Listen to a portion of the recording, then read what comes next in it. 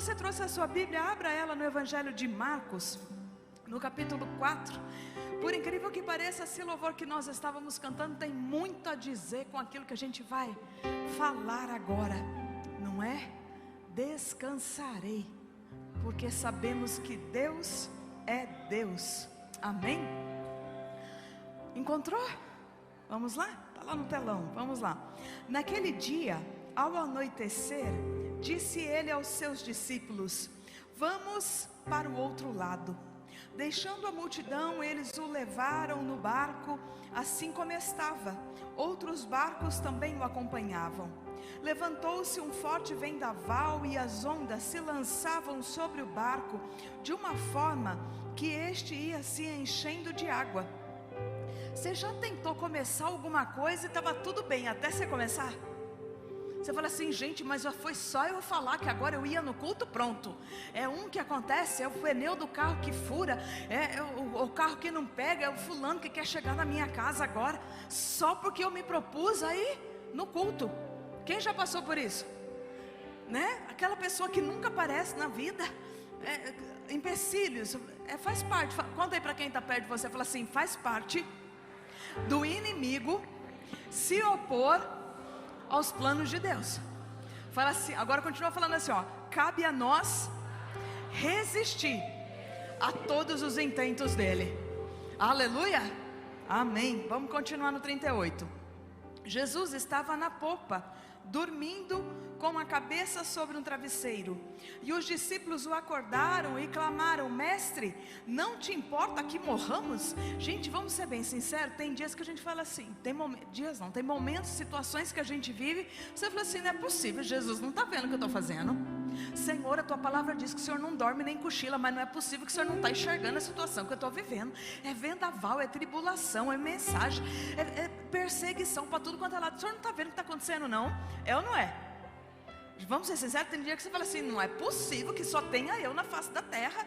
Fala assim: meu nome está lá no outdoor, no inferno, procura-se, e é um ataque exclusivo. De vez em quando eu falo para o diabo assim: me erra, cata os crentes da igreja, tem tantos lá, por que tu tem que vir só comigo, criatura? Recebe? Não, né? Não recebe. Mas deixa quieto, pega o outro, né? Por favor. 39. E ele se levantou, repreendeu o vento e disse ao mar: aquiete-se, acalme-se. O vento se aquietou e fez-se completamente bonança. Então perguntou aos seus discípulos: por que vocês estão com tanto medo? Ainda não têm fé? Eles estavam apavorados e perguntavam uns aos outros: quem é este que até o vento e o mar lhe obedecem? Aqui Jesus ele dá, pode fechar sua Bíblia.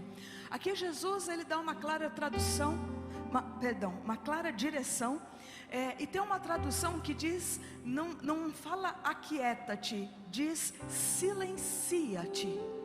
E eu preferi essa tradução, a nova tradução da linguagem de hoje. Por quê? Porque quando a gente está num vendaval, numa tribulação, com seta inflamada para tudo quanto é lado, o que a gente faz? Conta para um, conta para outro, reclama para um lado, reclama para outro. É ou não é? Larga a mão que você está na igreja, pecado mentir.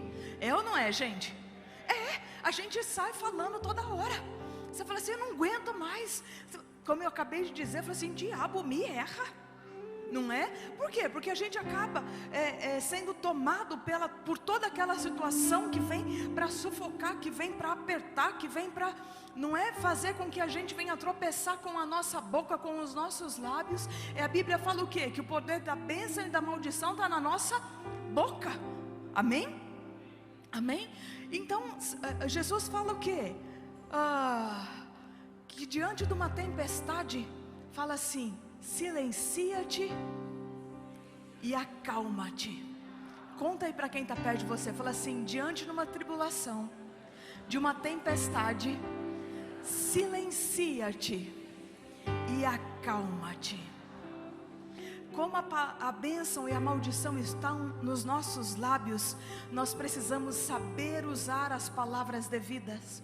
Porque Jesus declarou o quê? Se tiverdes fé do tamanho de um grão de mostarda, você vai declarar a esta montanha: ergue-te daqui e precipita-te no mar, assim será feito. Mas para isso tem que o quê? Fala assim, tem que falar. Agora se a gente falar, mas está difícil, o que vai acontecer? Vai ficar mais difícil ainda, porque é isso que a nossa boca está declarando. Então Jesus, quando ele fala silencia-te, isso nos ensina o quê? Que diante de uma adversidade, a primeira coisa que a gente tem que fazer é o quê? Fecha a boca. Porque se é para falar coisas contrárias, coisas que não vão nos favorecer, e ao invés de nos favorecer, vão nos desfavorecer, vai fortalecer o que? A tempestade e a adversidade contra nós. A melhor coisa que a gente tem a fazer é o que? É ficar de boca fechada. Conta aí para quem está perto de você, fala assim. Se você tiver intimidade, você já fala assim, cala a boca. Com toda a educação, amém? Cala a boca, fica quieto, nenhum pio, Às vezes nós vamos ter que falar isso para quem? Para nossa mente. Cala a boca, fica quieta, não quero te ouvir. Por quê? Porque a nossa mente vai trabalhando, vai militando, e a gente tem que o quê? Tem que silenciar. E aí depois que a gente silencia, a gente faz o quê? A gente se acalma.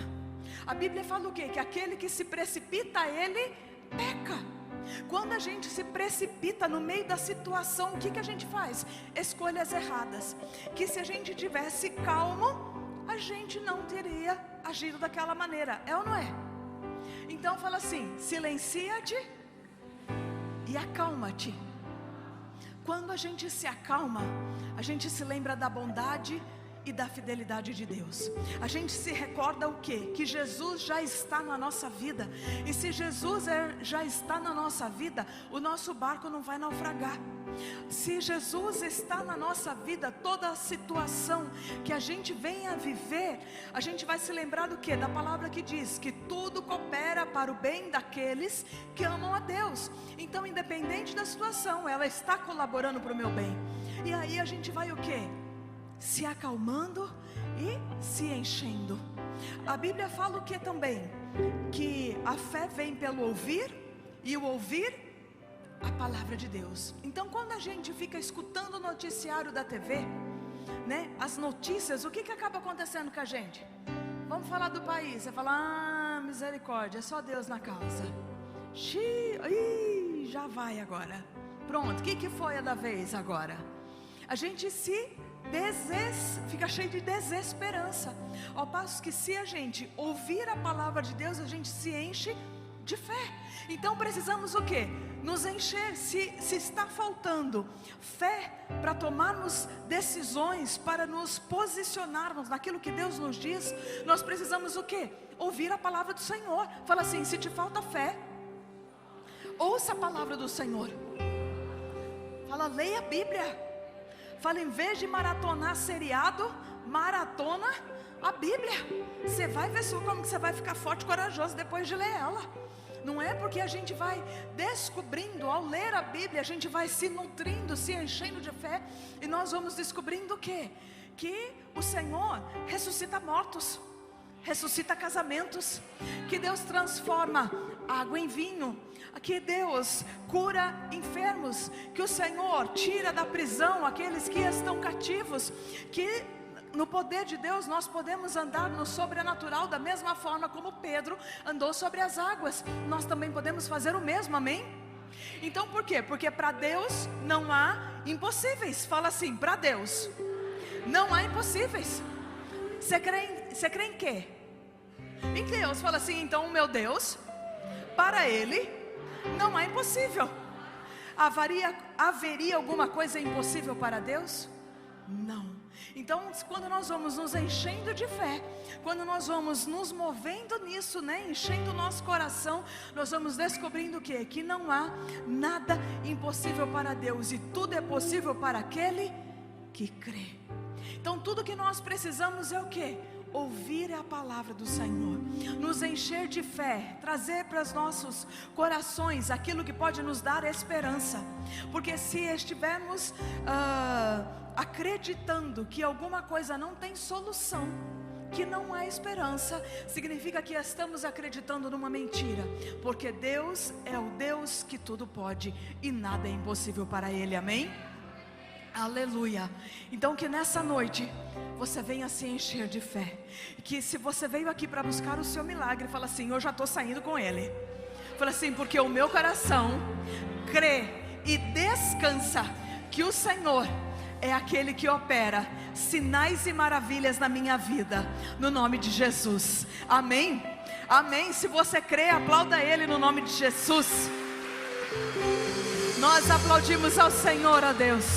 Nós reconhecemos que Tu tens todo o poder, toda a autoridade, que tudo está sujeito, Senhor, às Tuas mãos, que tudo, Senhor, se prostra diante aos Teus pés. Nós tributamos ao Teu nome toda a honra, reconhecendo, Pai, que Tu tens poder para fazer infinitamente mais do que aquilo que nós pedimos ou pensamos. Que essa momentânea tribulação trará para nós, Senhor, um peso excelente de maior glória, pois Tu és o Deus, Senhor, que tudo faz. E quando o Senhor está nas nossas vidas, não há tempestade, Pai, que possa sobressair. Mas o Senhor é o mesmo que continua aquietando a nossa alma, da mesma forma, Senhor, como aquieta toda e qualquer tempestade à nossa volta. Obrigada, Jesus, pelo Senhor fazer resplandecer a nossa vista, fazer resplandecer, Senhor, a Tua luz em nós, andando pela Tua palavra, Pai, os nossos pés jamais tropeçarão.